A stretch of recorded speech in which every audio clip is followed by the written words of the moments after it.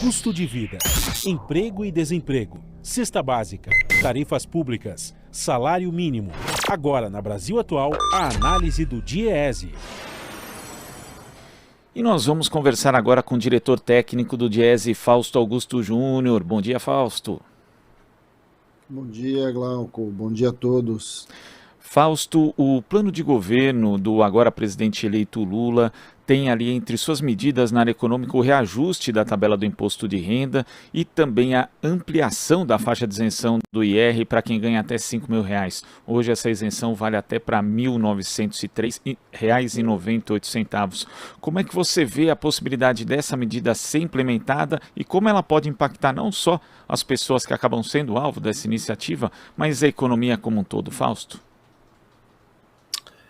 Então, Glauco, a discussão do imposto de renda é uma discussão importante, porque ela transcende a discussão propriamente da arrecadação, enfim, de quem é atingido pelo imposto. A discussão do imposto de renda passa por uma discussão bastante importante sobre uma mudança tributária, em que a gente deveria, né, desonerar o consumo, que é a principal base de arrecadação hoje, e avançar sobre a arrecadação, sobre a renda e o patrimônio das pessoas, porque aí de fato a gente estaria buscando aí uma equidade aí na tributação.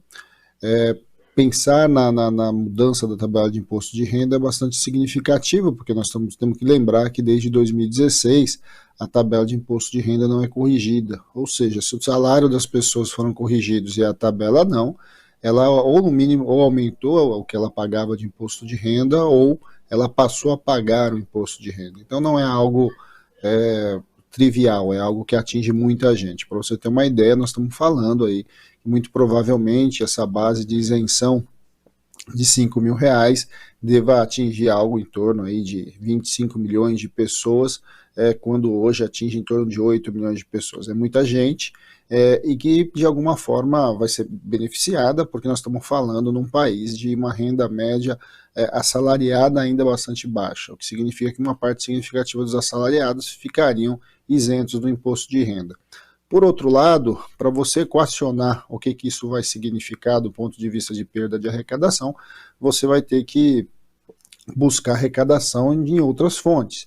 E aí não há a menor dúvida que a questão de lucros e dividendos, ou seja, as pessoas e os empresários não pagam imposto de rendas no Brasil quando oferem lucro dos seus investimentos. Isso precisa ser alterado.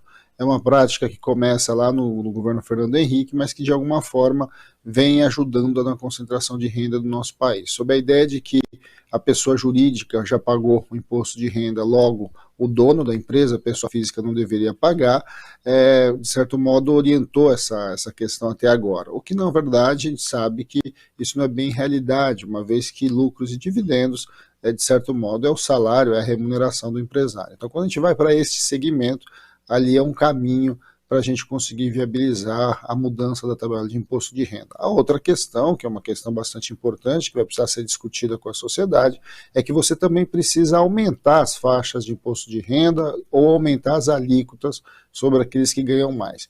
O que significa dizer que, de alguma forma, nós estamos falando em fazer um debate muito sério sobre quem e como será pago o imposto de renda no Brasil.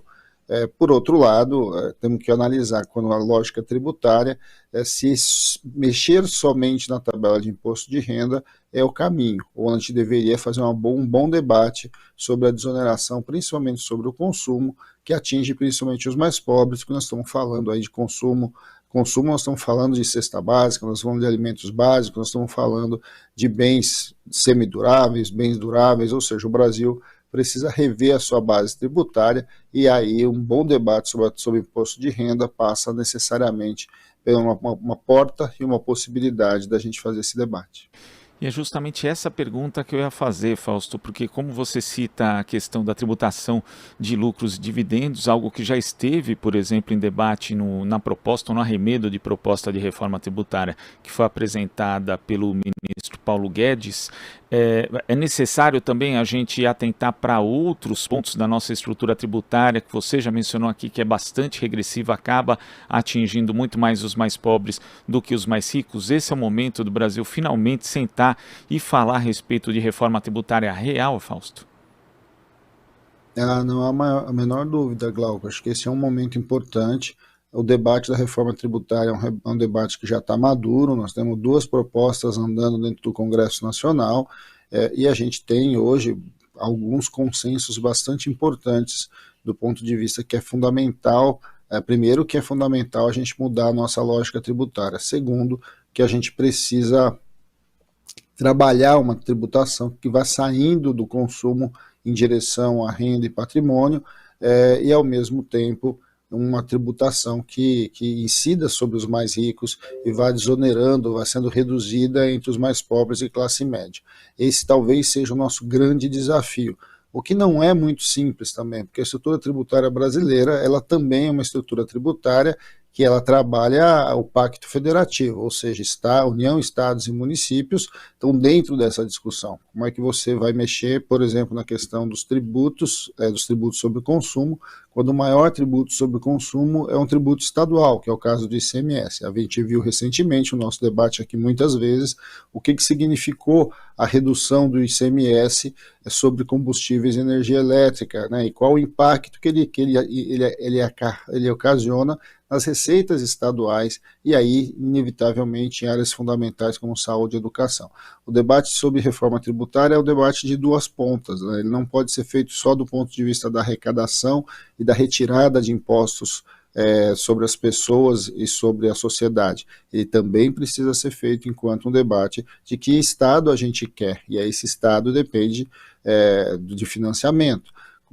Financiar os direitos sociais é fundamental, então garantir que a arrecadação não seja diminuída de um lado, para você não precisar ter diminuição de direito social do outro, que ela continue ou avance na sua distribuição regional também, porque o Brasil é um país bastante regional, uma boa parte da riqueza está concentrada no Sudeste, a gente precisa ver como que essa arrecadação também, pela lógica federal, ela ajuda estados mais pobres a lidar com as suas dificuldades e com as suas realidades.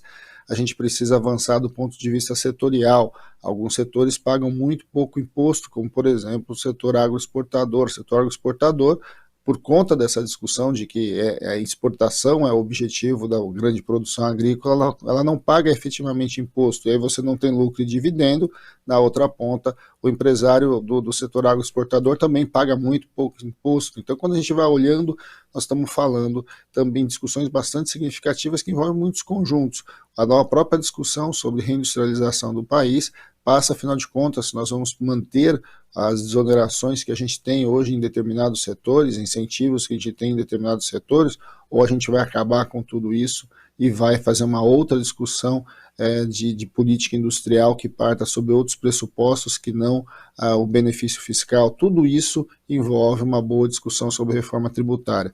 Agora é sempre bom lembrar, né, a gente faz uma discussão de reforma tributária desde a própria Constituição, e que de alguma forma a gente avançou muito pouco, porque ela é sim uma questão complexa, envolve diversos interesses, e vamos lembrar, né, a maior base do Congresso Nacional é uma base de empresários, uma base que muito provavelmente não vai querer aumentar o imposto sobre si. Então esse é um debate que a gente precisa fazer do ponto de vista social, do ponto de vista de sociedade, e que de alguma forma começar mexendo na tabela de imposto de renda é um caminho. E essa questão da federativa na prática, né, Fausto, a gente viu um exemplo recente quando o governo acabou forçando, né, para que o Congresso Nacional desonerasse o imposto sobre combustíveis, o ICMS, só para manter a política de paridade internacional de preços da Petrobras, né? Quer dizer, para manter uma política que na prática é voltada para lucros e dividendos de diversos acionistas, acabou-se ali tirando o dinheiro dos estados e também dos municípios, né, que tem direito a 25% do ICMS, e esses municípios também acabaram ficando mais dependentes das chamadas emendas de relator. Foi uma quebra do Pacto Federativo. Agora, para fazer uma reforma tributária, vai ter que se conversar com estados e municípios de novo, né? Incluir todo mundo nesse debate, Fausto? Não há a menor dúvida, né, Glauco? E a gente vai vendo uma das grandes debilidades quando a gente faz discussão tributária, né? No caso da questão dos combustíveis, você tentou resolver um problema inflacionário que tem a ver com ter uma outra origem, né? No caso aí a política de preço da Petrobras, com a questão dos tributos. E é óbvio que isso não para em pé. A gente sabe que isso vai pagar um preço bastante alto, tanto é que os combustíveis já começaram a se elevar, e ao mesmo tempo os estados já perderam essa arrecadação. Então, quando a gente vai olhando para tudo isso, a gente vai vendo que a discussão é uma discussão que envolve muitos atores, né? Então, falar que nós vamos mexer na tabela do imposto de renda tão somente, ela é bastante limitada. É claro que uma medida mais pontual, em que você vai recompondo a tabela do imposto de renda ao longo dos próximos 4 anos, é uma alternativa, em que você vai chegando perto dos R$5.000 em determinado momento e não já abra a possibilidade imediata de mexer na tabela de imposto de renda. E é bom lembrar, né, Glauco, na verdade, começa-se uma discussão aí de transição de governo, talvez uma das principais discussões sobre transição, até porque o governo Bolsonaro dificilmente vai fazer uma transição ideal, é uma transição do debate orçamentário que está acontecendo agora, né? O senador eleito Wellington Dias começa a fazer o debate com o relator do orçamento, e de alguma forma a gente começa ali a encaixar pelo menos parte das propostas. Sempre bom lembrar que o primeiro ano de governo ele opera com o orçamento enviado pelo governo anterior, ou seja, 2023, o governo Lula não vai ter muitos mecanismos ali para poder lidar com grandes mudanças do ponto de vista de gastos, né? O que vai se fazer é ali se alinhar a partir do que se tem. E conforme você vai melhorando, conforme você vai implementando a sua política, você vai avançando no cumprimento das suas promessas. Mexer na tabela de imposto de renda é bastante importante, atualizar ela é fundamental, mas vamos sempre lembrar que se você mexe na arrecadação de um lado, você vai mexer no gasto de outro, ou então você precisa buscar novas fontes para garantir equilíbrio fiscal. Equilíbrio fiscal é algo fundamental, a gente sabe, e a gente já discute isso há muito tempo aqui, como é que esse mundo aí vai se reequilibrando, né? Nós temos que lidar com a questão de juros, nós temos que lidar com a questão das exonerações tributárias, enfim, é um pacote bastante grande quando a gente entra nesse debate de tributação. Fausto, muito obrigado pela sua participação aqui no nosso Jornal Brasil Atual de hoje. Até a próxima. Até a próxima, Glauco. Bom dia a todos novamente. Bom dia. Conversamos aqui com o diretor técnico do Diese, Fausto Augusto Júnior.